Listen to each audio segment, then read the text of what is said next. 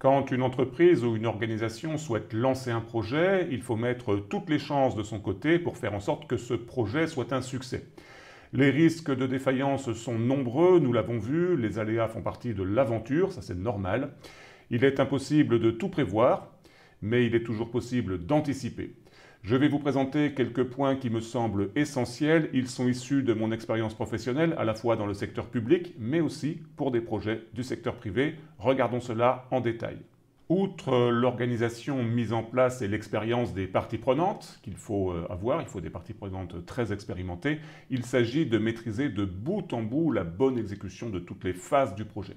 Alors regardons tout d'abord le point important, c'est qu'il est essentiel de bien formaliser l'objectif visé par le projet. Ça doit être décrit dans un document qui s'appelle la charte du projet par exemple, nous aurons l'occasion d'en reparler. Il faut également identifier des personnes clés pour le projet. Il y en a à mon sens deux. C'est le propriétaire du projet, qu'on appelle aussi le sponsor ou l'exécutif. Ça dépend des méthodologies de gestion de projet. On parlera de propriétaire de projet, project owner dans PM Square, et le project manager, le manager du projet. Ça, c'est votre rôle si vous suivez cette formation.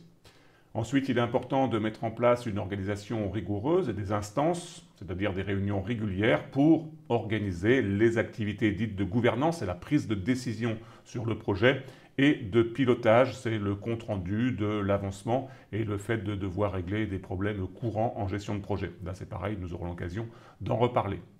Il faut également clarifier les rôles et les responsabilités des parties prenantes. Voilà, d'expérience, je vous le dis.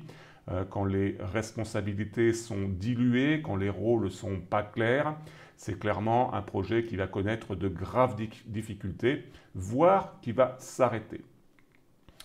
Il faut également définir clairement les livrables qui sont attendus. Ce point est très important si le projet fait appel à des prestataires. Si vous êtes dans une relation contractuelle avec un client, il est important que les livrables aient été clairement définis. Et plus que ça, il faut également définir très clairement les conditions et les critères d'acceptation de ces livrables. Dans le secteur public, par exemple, on parle des conditions de vérification, une vérification d'aptitude, une vérification de services réguliers font partie de conditions contractuelles de vérification des livrables.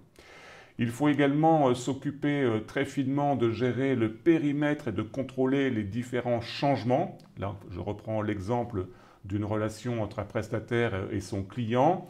Le project manager va devoir savoir à un moment donné dire non. Alors il y a une façon de le faire, on en parlera, à son client, de façon à ce que des équipes de développement, par exemple, ne puissent pas accepter tout le temps des demandes de modification qui vont avoir un impact assez sérieux sur les délais du projet. Autre point très important, c'est le fait d'impliquer les bénéficiaires du projet, en particulier s'ils doivent vous donner des informations sur les spécifications, sur les besoins du projet. Il faut qu'ils soient impliqués, il faut que ce soient les bonnes personnes qui soient impliquées, qui soient légitimes pour pouvoir vous donner toutes ces informations. Il faut également s'occuper de faciliter le déploiement technique et la conduite du changement. Alors dans des grands projets, ce sont des équipes qui sont dédiées à faire ça, mais c'est sous la responsabilité du pilote du projet, du manager du projet et puis du propriétaire du projet qui s'assure que tout va bien se passer. Et puis, autre point très important et non des moindres, il faut identifier, évaluer, tracer, surveiller. Vous voyez, il y a plein de verbes d'action là-dedans. Les risques du projet, ça c'est de l'anticipation. On parlera d'événements redoutés. Les problèmes, c'est quand cet événement qui a été redouté survient, donc c'est un problème qu'il va falloir gérer. Et puis également, les prises de décision qui vont être associées. Voilà, il y a un autre facteur également, ce sont les demandes de modification dont on a parlé juste avant.